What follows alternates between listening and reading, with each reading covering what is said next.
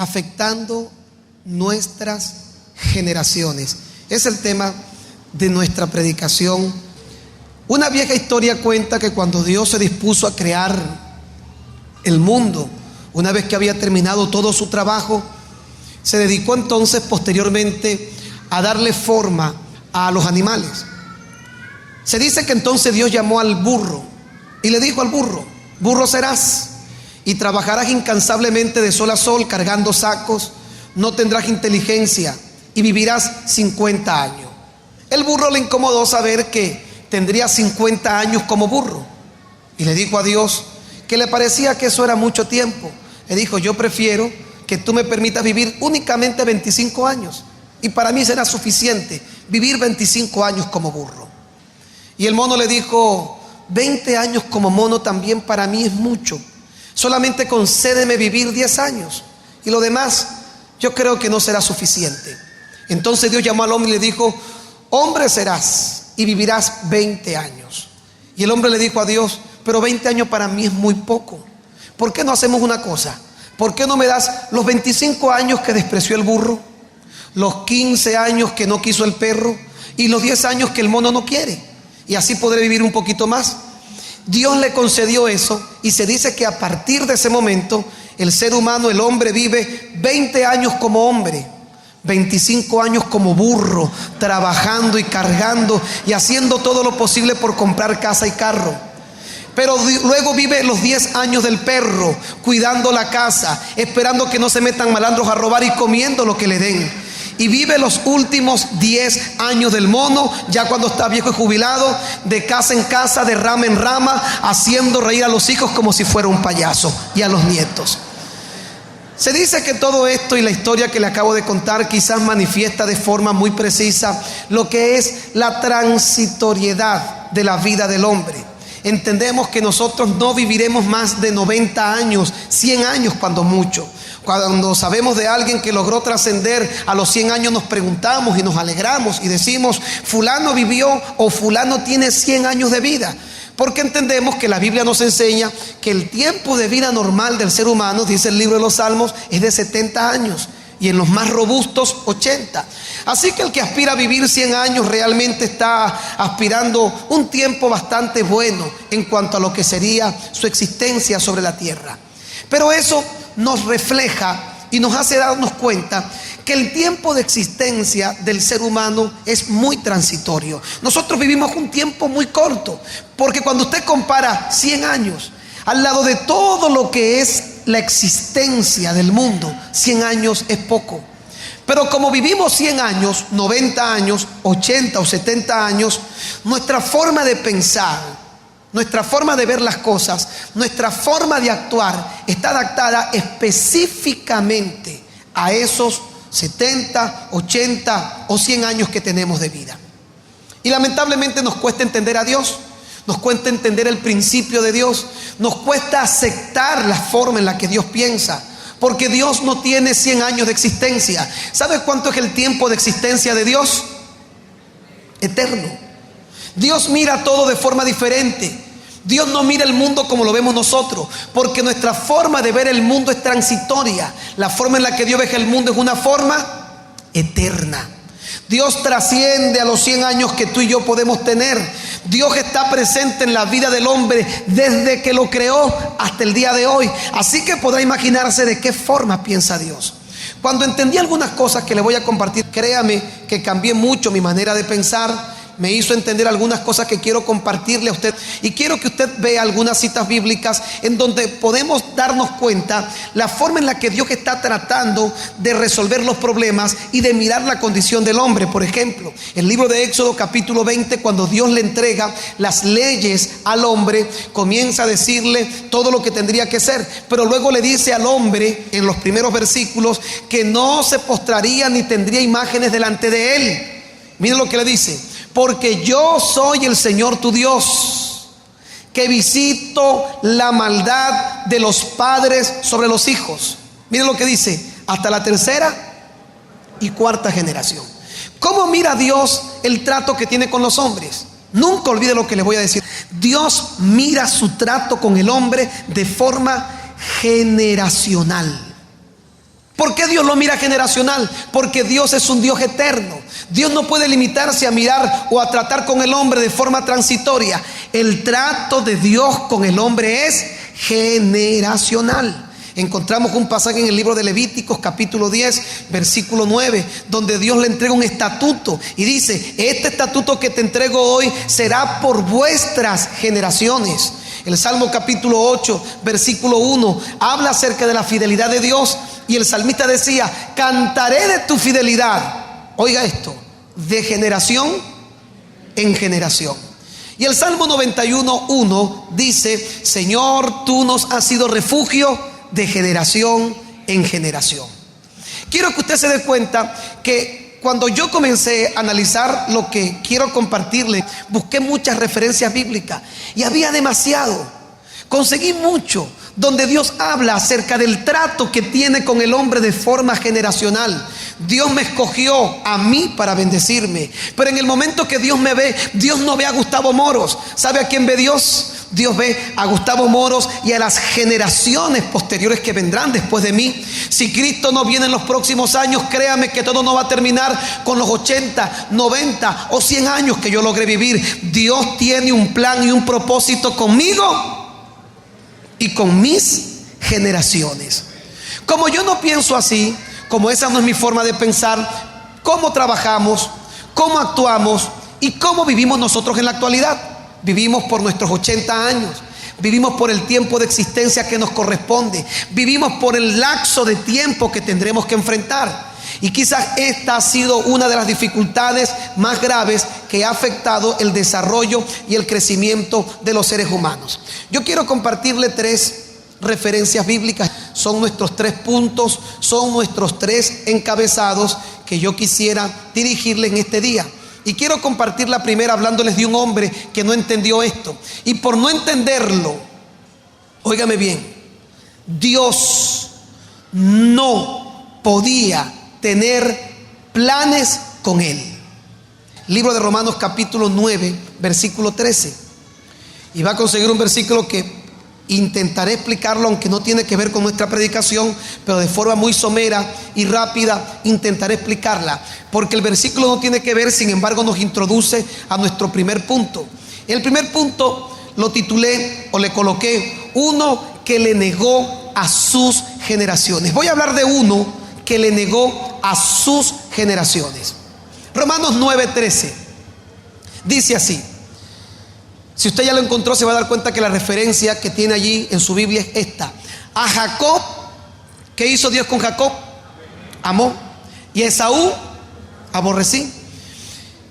Cuando usted oye el término aborrecer en la Biblia, no es el mismo término, es un hebraísmo que significa para nosotros aborrecimiento. El término aborrecimiento, especialmente en el Nuevo Testamento, es el término que se usa para hablar de preferencia, no de aborrecer propiamente, ya que es un término hebraico, es un hebraísmo. En pocas palabras, lo que quiere decir el escritor es: a Jacob preferí antes que a Esaú.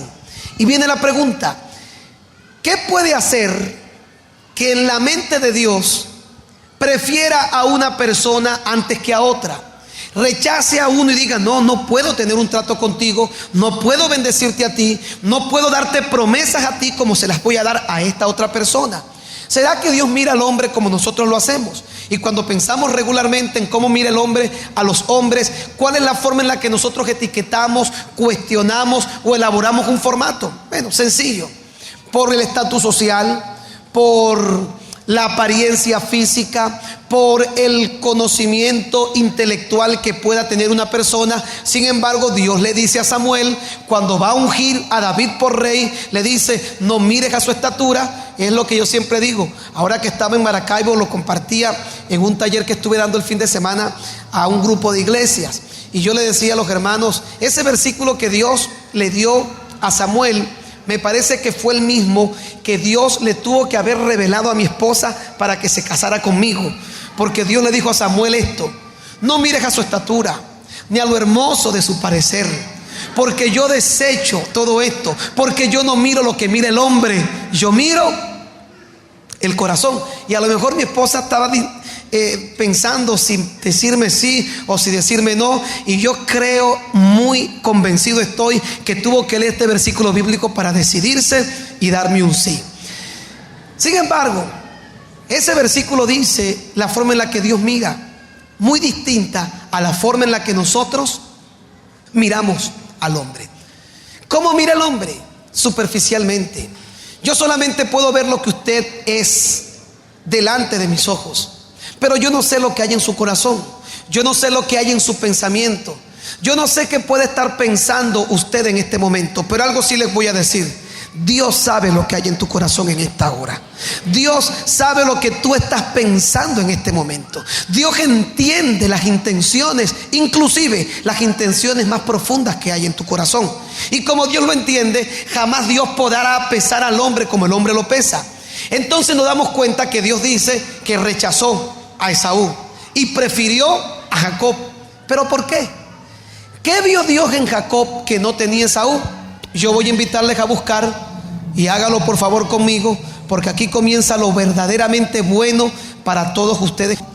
Génesis capítulo 25, versículo 19 en adelante. Mire lo que dice. Estos son los descendientes de Isaac, hijo de Abraham. Era Isaac de 40 años cuando tomó por mujer a Rebeca, hija de Betuel, arameo, de Padán Aram, hermana de Labán, arameo. Y oró Isaac a Dios por su mujer, que era estéril, y lo aceptó Dios, y concibió Rebeca su mujer. Vaya ahora al versículo 27. Y crecieron los niños, y Esaú fue diestro en la casa, hombre del campo, pero Jacob era varón quieto, que habitaba en tiendas.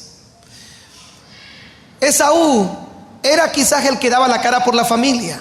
Era un hombre que, según describe la Biblia, era diestro en casa, vivía todo el tiempo en actividad, pero Jacob no tenía cualidades ni condiciones humanas para muchas cosas, porque dice que era varón quieto, que vivía en la tienda. En pocas palabras, Esaú era un hombre forzado, trabajador, y Jacob era un flojo hasta este momento. Y tú te preguntarás, bueno, ¿y qué vio Dios en Esaú cuando este hombre quizás es rechazado? ¿Y qué mira Dios en Jacob, que es escogido por Dios? Pero siga leyendo y se va a dar cuenta de lo siguiente. 29.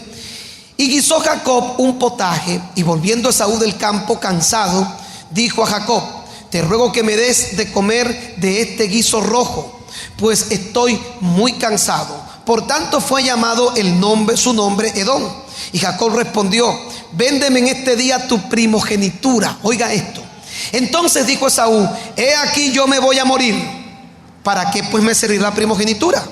Y él dijo: júramelo en este día. Y él le juró y le vendió su primogenitura. Le voy a explicar.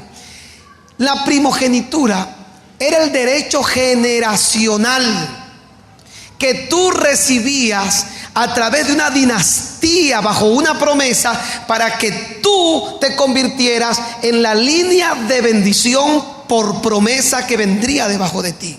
Pero mire cómo pensaba Esaú. ¿En qué estaba pensando Esaú? En los 80 años que iba a vivir. Él no decía: tendré hijos, y cuando tenga hijos esta bendición será una herencia para ellos. No, él decía: voy a vivir 80 años, no me interesa lo que ocurra después que yo me muera. Como no me interesa lo que ocurra después que yo me muera, tampoco me interesa el derecho a ser bendecido por Dios y que mis generaciones sean alcanzadas por Él.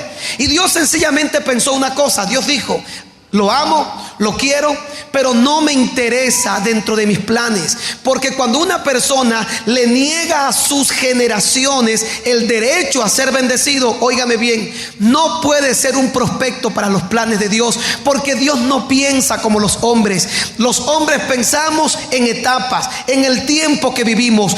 Dios piensa de forma generacional. Dios piensa no solamente en la bendición que me va a dar a mí, y estoy seguro que voy a luchar luchar mucho por la bendición que Dios me tiene, pero entendí en estas semanas anteriores que la bendición de Dios y por lo que debo luchar no está dirigido a mis 80 años de vida. Yo moriré algún día, y si Cristo no regresa, la bendición de Dios será para mis hijos, para los hijos de mis hijos y para los hijos de mis hijos, porque la bendición de Dios señalará siempre el futuro de forma generacional. Pero ¿cómo pensaba Esaú? No, es una bendición para mí. Pero usted no ha escuchado términos o frases como esta: voy a construir una casa. ¿Pero para qué tanto? Si a la final me voy a morir y no me la voy a llevar después que me muera. Tiene el problema de Esaú, que no podían ver más allá de lo que ocurriría después de su muerte. Y yo le voy a decir algo: si Cristo no regresa en los próximos años, todos nosotros encararemos la muerte.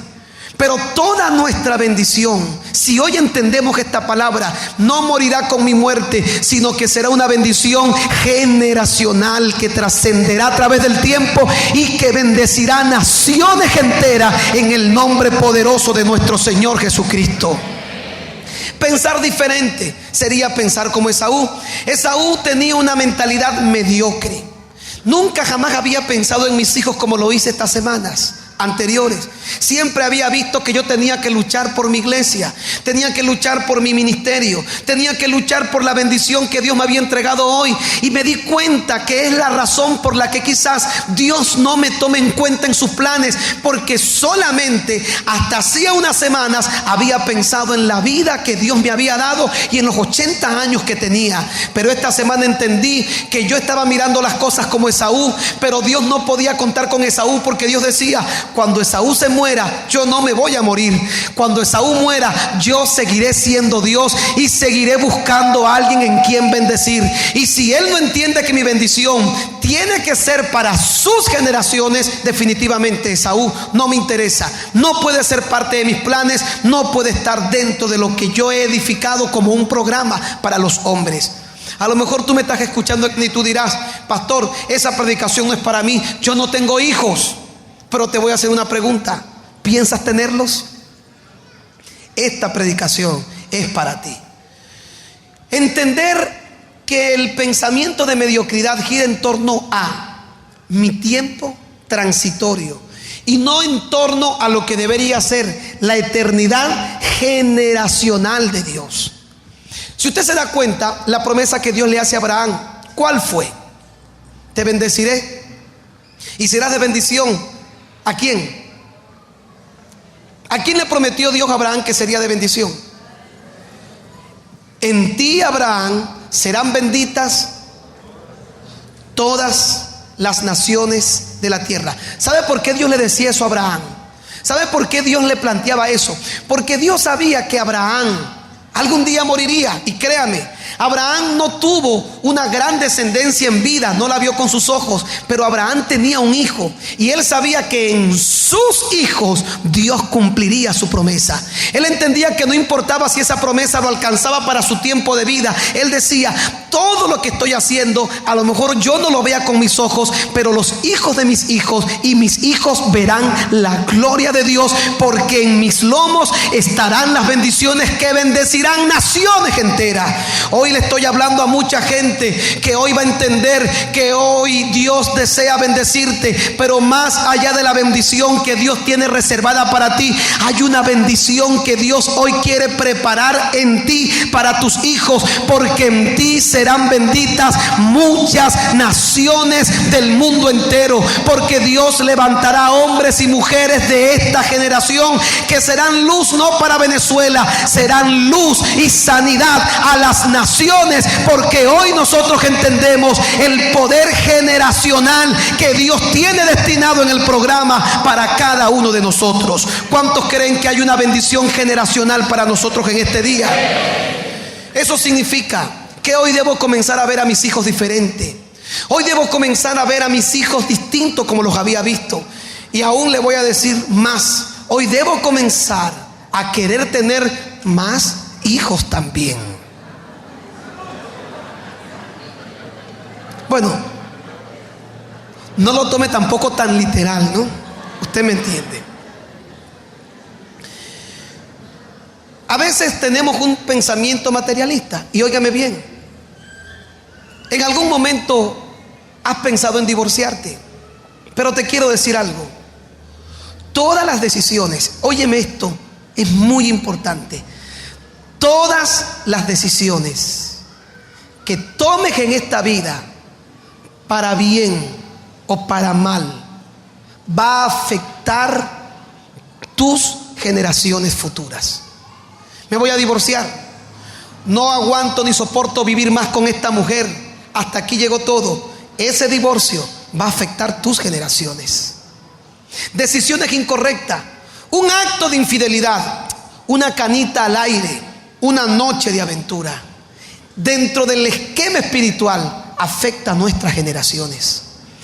Siempre habíamos dicho, no puedo pecar porque cuando peco es malo y voy a recibir castigo de Dios. Y entendí en las semanas anteriores que no solamente voy a ser castigado por Dios, no solamente voy a recibir consecuencias por mi pecado, sino que cada vez que peco estoy agregando efectos negativos y nocivos sobre mis generaciones. Entendí que todo lo que tiene que ver con mi vida, bueno o malo, no terminará con mis 80 años de existencia. Entendí que mis hijos serán afectados por mis decisiones. Entendí que mis hijos van a ser afectados por mis pecados. Entendí que mis hijos van a ser afectados por mis logros. Entendí que todo lo que yo pueda hacer en esta vida los alcanzará a ellos tarde o temprano. Y no puedo negarme a mí mismo, ni puedo negarles a ellos el derecho de ser bendecido. Comprendí que todo esto puede deshacerse de la noche a la mañana. Entendí que la bendición en el cual Dios nos ha sumergido y nos está permitiendo vivir puede terminar radicalmente cuando yo dejo de pensar en mis generaciones. Cuando yo dejo de creer que más allá de mi vida Dios tiene un propósito que va a trascender, porque cuando yo me muera, el día que yo muera, Dios no va a morir conmigo. Dios seguirá vivo. Y Dios buscará mi herencia. ¿Saben dónde? En mis hijos. Y cuando mis hijos mueran, Dios buscará mi herencia en los hijos de mis hijos. Porque Dios es un Dios generacional. El segundo aspecto que quiero compartirles es este. Primero les hablé de uno que le negó la bendición de sus generaciones. Uno que negó bendición para sus generaciones. Voy a hablarles de un segundo, porque solamente tengo 3. Y el segundo es uno que pactó para sus generaciones. Uno que entendió el poder del pacto por sus generaciones. Quiero invitarle a buscar Primera de Samuel, capítulo 20, verso 11 al 17. Esta es la historia de un hombre llamado David y un hombre llamado Jonatán. Hicieron una amistad. Le voy a explicar cómo fue esta amistad. En un capítulo anterior, en algunos capítulos anteriores, la Biblia dice que ellos hicieron un pacto. Y le voy a explicar cómo era este tipo de pacto, aunque sé que en algún momento lo he hablado, pero se lo voy a explicar. Pero primero vamos a leer 2 de Samuel, capítulo 20, 11 dice: y Jonatán dijo a David: ven, salgamos al campo. Y salieron ambos al campo. Entonces dijo Jonatán a David: el Dios de Israel sea contigo y sea testigo. Cuando le haya preguntado a mi padre mañana a esta hora o el día tercero, si resultare bien para con David, entonces enviaré a ti para hacértelo saber. Pero si mi padre intentare hacerte mal, Dios haga así a Jonatán. Y aún añada: si no te hiciere saber y te enviare para que vayas en paz, y esté Dios contigo como estuvo con mi padre. Y si yo viviere, mire lo que le dice Jonatán a David: y si yo viviere, harás conmigo misericordia de Dios para que no muera. ¿En qué estaba pensando Jonatán? Si yo viviere, harás misericordia conmigo para que yo no muera. Pero vea lo que dice el siguiente versículo: y no apartarás tu misericordia de mi casa para siempre. David, quiero que hagamos un pacto. Jonatán sabía que su padre había sido desechado para que ya no fuera el rey. Y Jonatán sabía que David había sido ungido por Dios para que fuera el próximo rey. Y entonces Jonatán le dice esto a su a su amigo: si yo vivo, harás misericordia conmigo. Pero no solamente te pido que hagas misericordia conmigo, te pido que lo hagas para con mi casa para siempre. Cuando yo me muera y tú seas rey, quiero que veas a mis hijos y que tu bendición y tu misericordia alcance a mis hijos. ¿Cómo eran estos pactos? Estos pactos, me rasco la cabeza porque siempre que voy a explicar esto me da un poco de nervio, pero estos pactos bíblicamente eran los que se conocían comúnmente, expresados en el pueblo judío para aquellas generaciones, para aquellos tiempos, se llamaban pactos de sal. Estos pactos eran así: ellos separaban el uno al otro frente a frente, desnudaban su miembro masculino y uno agarraba por aquí de aquel lado y el otro agarraba por aquí del otro lado. Se llamaban pactos de sal. Tomaban sal en la mano y la lanzaban hacia atrás. Y usted dirá: uy, qué feo esos pactos. Esperemos en Dios que esos pactos no se repitan otra vez, que sean solamente de su tiempo. Era su cultura, su forma de ser. Ellos tomaban el miembro masculino de la otra persona. Era como tomarle la mano ya a alguien, pero más feo todavía. Y la otra persona tomaba el miembro de este otro y entonces juraban un pacto. Lo llamaban pactos de sal. Y usted se preguntará: ¿y por qué hacían eso? Sencillo. Para nosotros quizás es inaudito, y estoy seguro que ustedes no harían ese pacto, ni con su mejor amigo, digo yo, porque yo no lo haría ni con mi mejor amigo, pero ellos lo hacían. Y eso significaba, este es un pacto de hombre, así que estoy tomando en ti lo que representa tu hombría. Era como una mano derecha, pero diferente.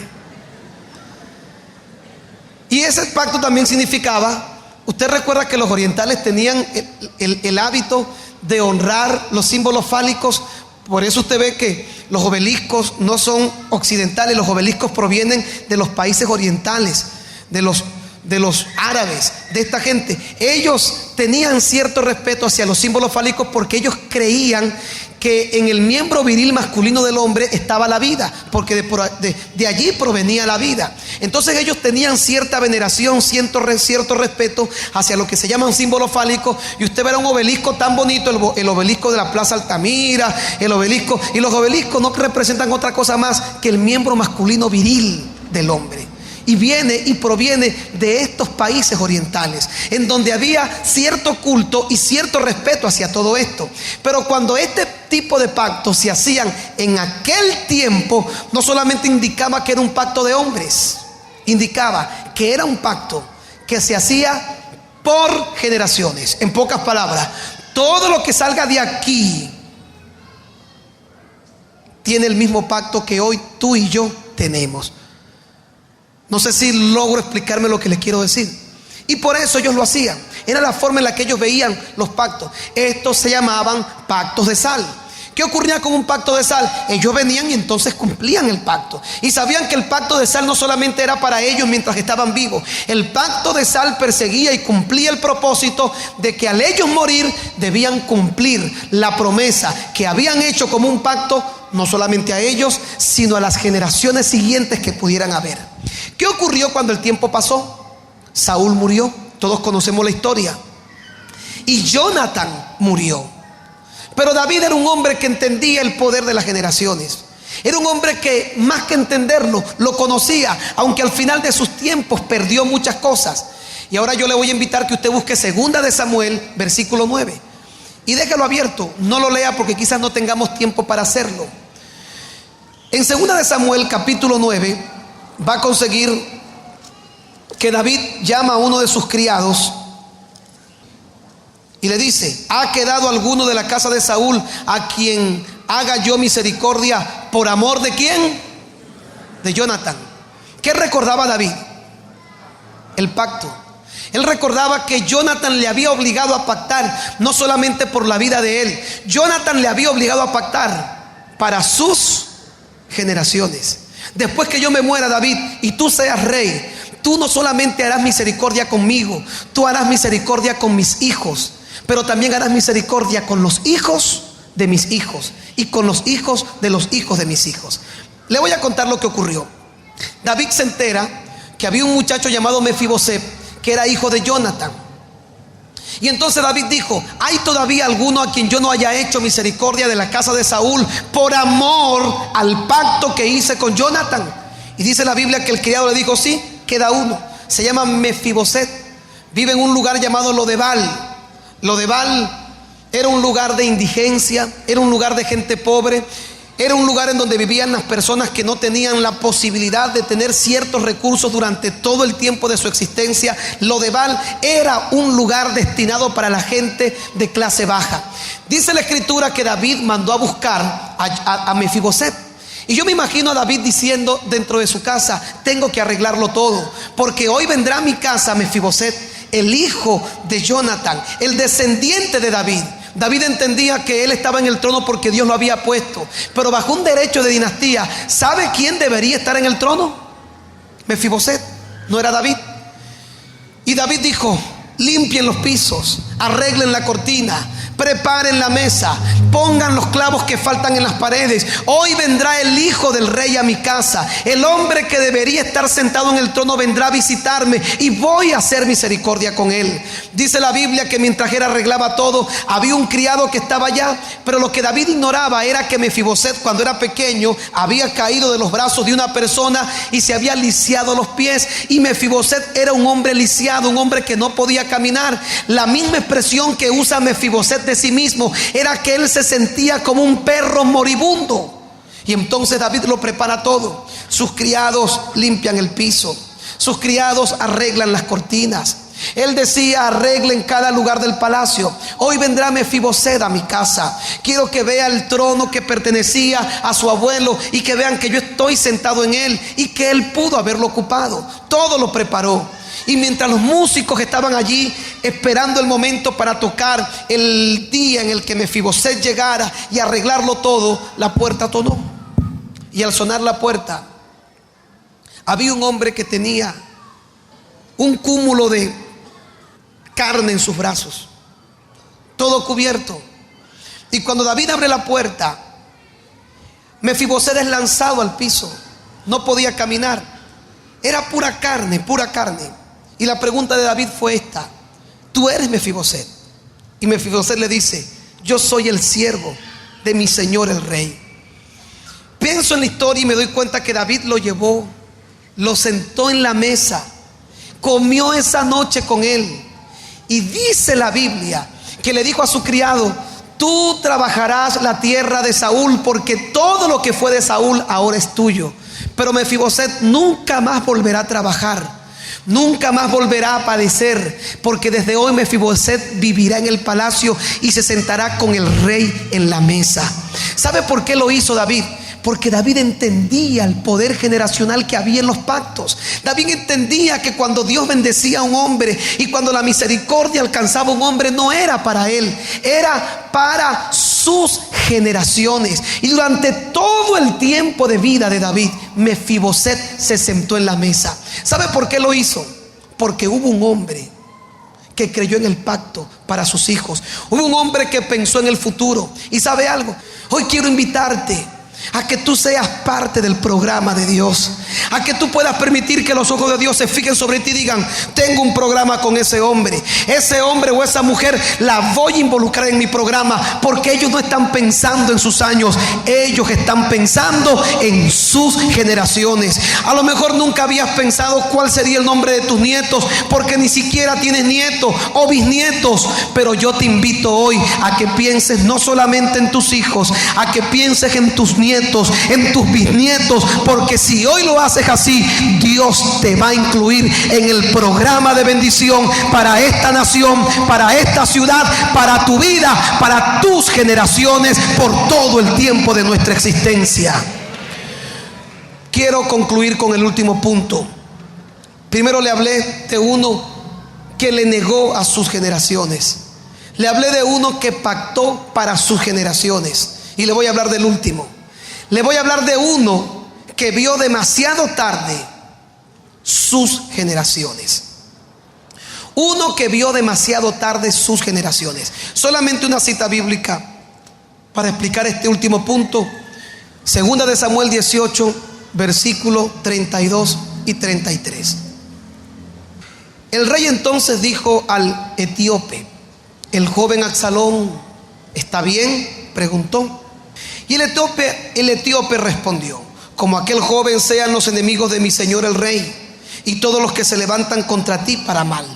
Entonces el rey se turbó y subió a la sala de la puerta y lloró, y yendo decía: hijo mío, Absalón, hijo mío, Absalón, ¿quién me diera que muriera en lugar de ti, Absalón, hijo mío, hijo mío? Cuando David pronuncia esta frase, cuando David pronuncia esta palabra, era demasiado tarde. Su hijo estaba muerto. Había perdido toda la posibilidad de poder rescatar a aquel muchacho que había crecido con él. Leí esta historia en esta semana y me producía mucho sentimiento, porque Dios me ha dado 3 hijos. 2 de ellos los he criado y los he tenido en mis piernas. Y en uno de esos, mientras leía, veía a mi hijo pequeño, el último, el menor, llegar ante mí y pidiéndome. Él dice: papá, jugar, papá, quiero jugar. Pidiéndome que quiere jugar. Y yo decía: no me imagino que los años pasen y él un día me quiera matar. Que mi hijo, al pasar los años, sea mi peor enemigo. No me imagino que algún día mi hijo me grite. Cuando le hablo de pensar en nuestras generaciones, lo hago porque nosotros con tanta habilidad peleamos con nuestras parejas y les gritamos. Y no nos importa que nuestros hijos vean cómo maltratamos a sus madres. No nos importa que nuestros hijos vean cómo gritamos a sus padres, porque nunca pensamos en nuestras generaciones. La molestia, la rabia prevalece, y ellos, sin darse cuenta, están siendo afectados generacionalmente, porque ellos heredarán tus golpes para con su pareja, ellos heredarán tus gritos para con su pareja, ellos heredarán tu desacuerdo, ellos van a heredar todo lo que tú hagas. Porque nosotros podemos afectar para bien como para mal nuestras generaciones. Los que tienen hijos me entienden, porque David había sido un buen rey. David había construido un imperio poderoso, el más poderoso de su época. Las naciones venían y se postraban delante de él. David era un excelente administrador. David era un guerrero poderoso. David había reunido 400 hombres, 600 hombres y 400 especializados para matar cualquier tipo de persona. Y con su ejército de 600, David podía derrotar cualquier ejército en el mundo. David no temía pelear con gigantes, ni su gente le temía a los gigantes. Su gente mataba leones, su gente destrozaba, invadía naciones completas.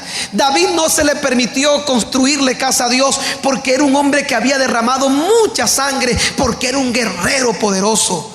Todo el reino lo reconocía. Era un excelente cantante, era el mejor compositor que ha existido en toda la historia. Componía canciones y también le ponía música. No solamente era un perfecto cantante, era un excelente músico. David tocaba, y los demonios que podían estar presentes en un lugar, cuando él tocaba el arpa, los hacía huir. Este era David, era un hombre de integridad. David podía tomar el trono a la fuerza, sin embargo no lo hizo de mano de Saúl. Pero David tuvo 3 hijos, tuvo varios hijos, pero de sus hijos, los 3 mayores, uno se llamaba Anón, el otro se llamaba Tamar. Tamar era su hija, y tenía un tercer hijo que se llamaba Absalón. Tuvo más, por supuesto, pero los primeros 3 hijos fueron Anón, Tamar y Absalón. Tamar y Absalón eran hermanos. Anón también, pero era hijo de otra mujer. Pero Tamar y Absalón eran hermanos, hijos de la misma madre. Y resulta ser que un día, dice la Biblia, que Anón deseó a su propia hermana, a su hermanastra. La deseó con toda la fuerza. Dice que estaba enfermo de amor. Eso, enfermo de amor, quizás quiera decir que estaba con una pasión desenfrenada, loca. Y Anón quería acostarse con su hermana Tamar. Dice la Biblia que el tiempo pasó y él buscó la forma en la que él se enfermó, hasta que logró hacer que Tamar fuera a su casa. Y cuando fue a su casa a servirle en su momento de enfermedad, él la tomó y la violó. Cuando viola a su hermana, en ese momento ella viene y le cuenta a su mamá y le cuenta a su hermano lo que había hecho Amnón. Y entonces Absalón se enciende en ira. Y Absalón va y habla con su padre David y le dice: rey, quiero que sepas que mi hermano violó a nuestra hermana, a tu hija. David, quizás muy ocupado por las batallas que tenía que hacer, por los reinos que tenía que conquistar, por la administración que tenía que llevar como padre, no hizo absolutamente nada. Todos conocemos la historia.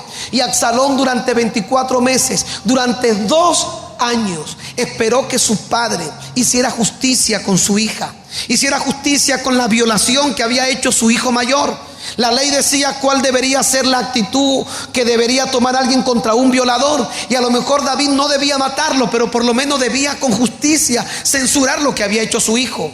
Pero ¿sabe qué hizo David? Durante 24 meses, durante 2 años, David olvidó la situación. David hizo caso omiso al problema.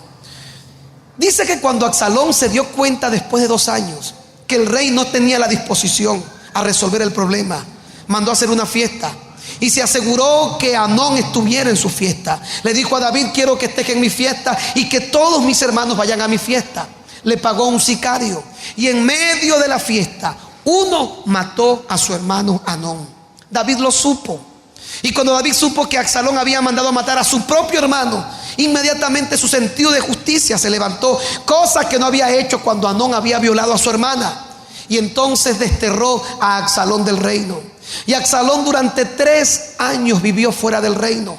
Por 3 años Absalón estaba fuera y se creó una fama por fuera. La Biblia dice que Absalón era un hombre hermoso. Dice que no había defecto en él, desde la coronilla de la cabeza hasta la planta del pie. El cabello de Absalón era un cabello tan bien cuidado que se lo cortaba una vez al año. Y dice que su cabello pesaba 2 kilos. Imagine, un poco más de 2 kilos. Imagínese la abundancia del cabello que tenía Absalón, que cada vez que se cortaba el cabello, anualmente le pesaba 2 kilos. Dice que era un hombre alto, un hombre bien parecido. Era lo que muchas mujeres podrían llamar un mango, hablando vulgarmente. Ese era Absalón. Se había hecho de carros, de caballos que lo rodeaban.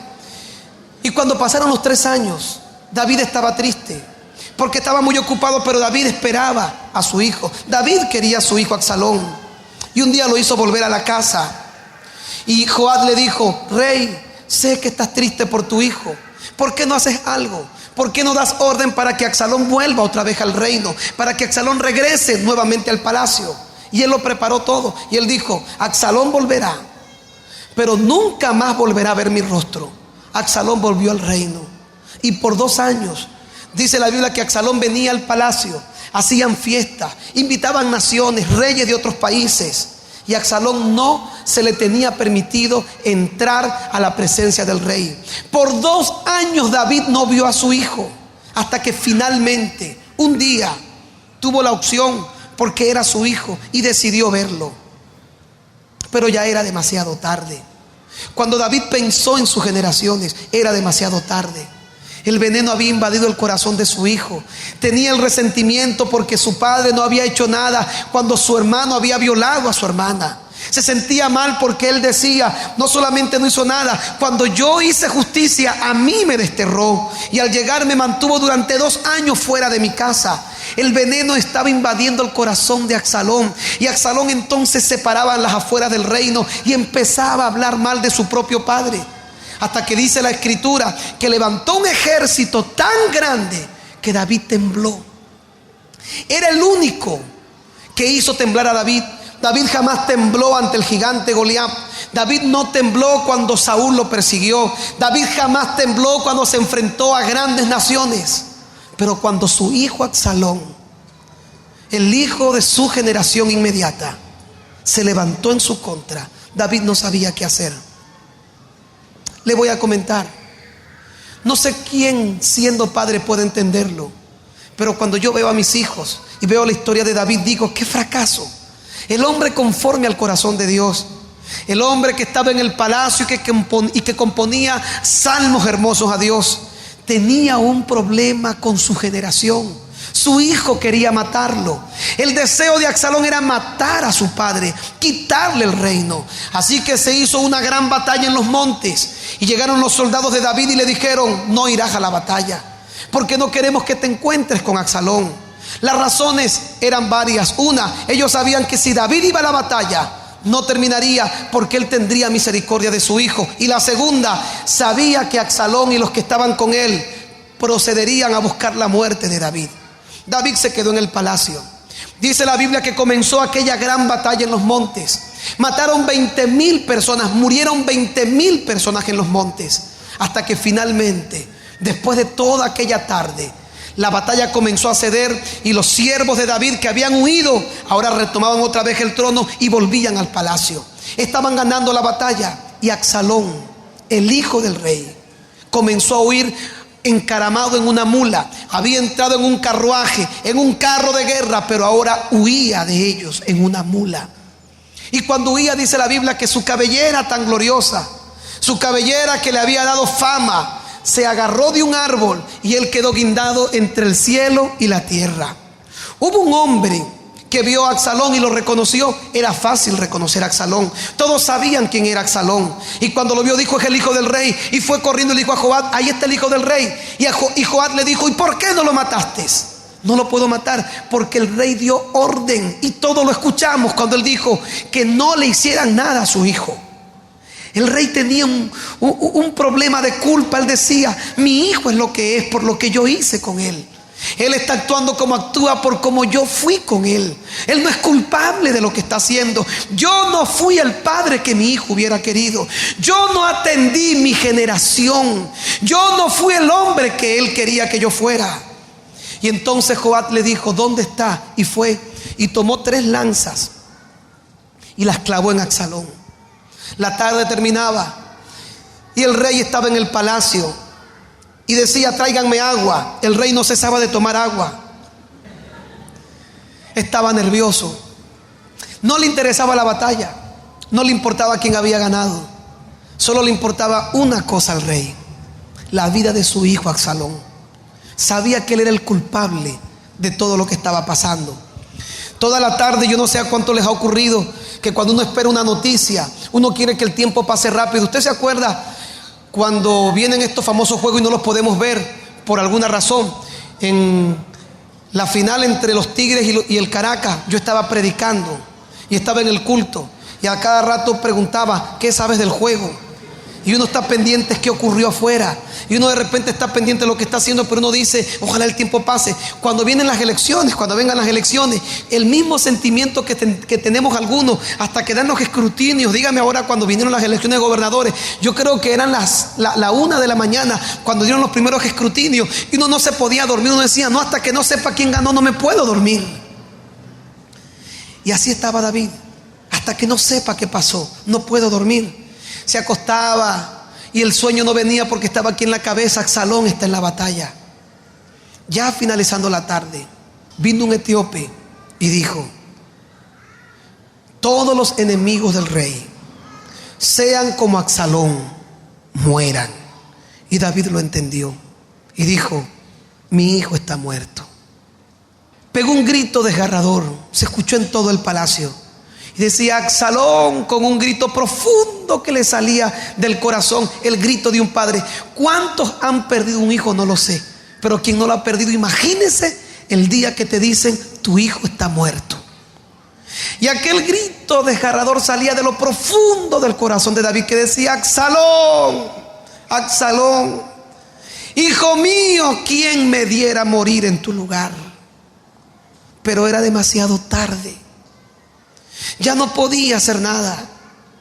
La muerte había llegado a su hijo y la venganza había cobrado la víctima más dolorosa para él. Le voy a decir, desde ese día en adelante, nunca más David fue el mismo hombre. Jamás. Eso le cambió la vida. Y quizás David decía: si pudiera retroceder el tiempo 25 años, 10 años. ¿Cuántos hemos visto a nuestros hijos partir? ¿Cuánto hemos tenido que velar a un hijo? Se dice que velar a un hijo es más terrible que velar a un padre, porque todo hijo sabe que algún día sus padres morirán. Pero no es normal que los padres entierren a sus hijos. Y es doloroso cuando un padre entierra a un hijo. Es doloroso cuando un padre ve a su hijo irse de la casa. Un día me fui de la casa y créame que recuerdo cuando mi mamá y mi papá hablaron conmigo el día que me casaba y me iba definitivamente de mi casa. Lo recuerdo y sé las lágrimas que ellos lloraron y que brotaron porque yo me iba de la casa. A lo mejor tu hijo se ha ido porque le tocó casarse. Algún día le tocará a un hijo tuyo decirte: papá, quiero independizarme. Estoy feliz en mi casa, pero quiero ser independiente. Voy a alquilar una habitación. Y tu hijo te diga que se va de la casa y tú tengas que enfrentar el dolor de ver a tu hijo irse de la casa. A algunos les tocará ver que sus hijos aún están dentro de la casa, pero hace tiempo se fueron.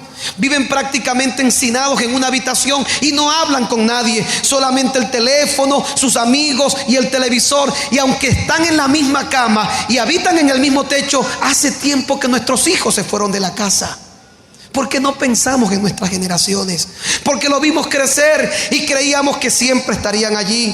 Creíamos que nuestras hijas pasarían toda la vida y que siempre jugarían con muñecas. Pero cuánto dolor hay en nuestro corazón cuando vienen y nos dicen: papá, estoy enamorada, me gusta un niño del colegio, papá, quiero casarme. Y aunque siempre creíamos que serían nuestras nenas, algún día dejaron de jugar con muñecas y no nos damos cuenta hasta el día que se van de la casa. No nos damos cuenta que nuestros hijos crecieron y dejaron de jugar con carros hasta el día que quizás toman una decisión y tú dices: hijo, no lo hagas. Y ellos te responden: esta es mi vida, yo quiero ser así. Y nos preguntamos: ¿cuándo se fueron? Y nuestro corazón quizás sufre en el momento que vemos que nuestros hijos se van.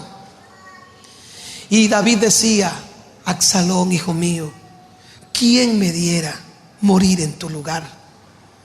Ojalá algunos padres pudiéramos hacer que el tiempo retrocediera. ¿Cuántos hijos han tenido la experiencia de Absalón? Un padre que no lo atendió. Y en estos días me impactó cuando mi esposa en un viaje me dijo que mi hijo le había dicho: mamá, qué feliz, mi papá no contestó el teléfono. Y me di cuenta cuánto había afectado a mis hijos irme de vacaciones y pasar con el teléfono conectado a la iglesia todo ese tiempo. Y dije en mi corazón: estoy haciendo lo mismo que el rey David. Me di cuenta que muchas veces tengo tiempo para la iglesia, pero ya no tengo el tiempo para sacar un balón y jugar con mi hijo. El día de ayer mi hijo tuvo un partido para él importante y cuando mi esposa le llegó le dije: hubiera querido ir. Pensé muchas veces esta semana para ver un proyecto que mi hijo tenía y lo pensé porque quería quedarme en la casa cuidando al menor, pero dije: para mi hijo es importante. Y prácticamente en el último momento tomé todo y me fui hasta el colegio porque para él era importante ver su proyecto. Pero sabe, estamos ocupados haciendo dinero. No pensamos en nuestras generaciones. Estamos ocupados viendo cómo el tiempo pasa, pendiente de la política, y nuestros hijos están reclamando un tiempo para ellos. Están reclamando un partido de fútbol. Nuestros hijos están reclamando que nos sentemos a la mesa, aunque sea 15 minutos, y le preguntamos quién le gusta, con quién andan, qué hacen. Y ¿sabe qué es lo que hacemos? A la iglesia. Los agarramos y los obligamos y les hacemos venir a la iglesia. Y no pensamos en nuestras generaciones. El tiempo se nos va de la mano. Y llegará el momento en el que muchos de ustedes tendrán que llorar a sus hijos como lo hizo David aquel día. Y tendrán que decir: ¿de qué me sirve el imperio, mi gloria, mi reino? Y mi hijo no está conmigo. Un pastor en Puerto La Cruz, un pastor amigo, su hijo era el mejor guitarrista de la iglesia. Todos los días que estaba en la iglesia, y estando todos los días en la iglesia, su hijo no tenía tiempo. Lo castigaban injustamente porque a veces los padres no razonamos el sentido de trabajo por nuestros hijos. Y solamente hay para ellos censura, pero cuando hacen algo bueno no hay reconocimiento. Les prometemos parques de pequeños y nunca llega el parque. Porque estamos ocupados, porque hay que hacer dinero, porque hay que atender a los hermanos, porque hay que hacer cosas. Y este muchacho entró en un estado de locura. Un estado de locura. Tiene 5 años metido en una habitación sin ver a sus padres.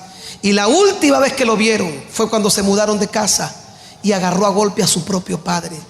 Conocí a ese muchacho a los 11 años. Un joven de la iglesia como cualquiera de los nuestros. Y el padre ahorita, el pastor de esta congregación, llorando dice: perdí a mi hijo. Quisiera hacer retroceder el tiempo 15 o 20 años y haber estado con Él cuando Él me lo demandó. Pero cuando no pensamos en nuestras generaciones, llega el momento que es demasiado tarde. Nos divorciamos y decimos, con un divorcio se acabó todo. Y no, le pegamos y le gritamos a nuestros cónyuges y pensamos, ellos no se dan cuenta. Pero todo lo que hagamos el día de hoy afectará a nuestras generaciones. Todo lo que hagamos el día de hoy. Tú dices, yo no tengo hijo. Tus decisiones afectarán a tus hijos. Y no esperemos que sea demasiado tarde para que nuestras generaciones quieran ser salvas y ya no se pueda.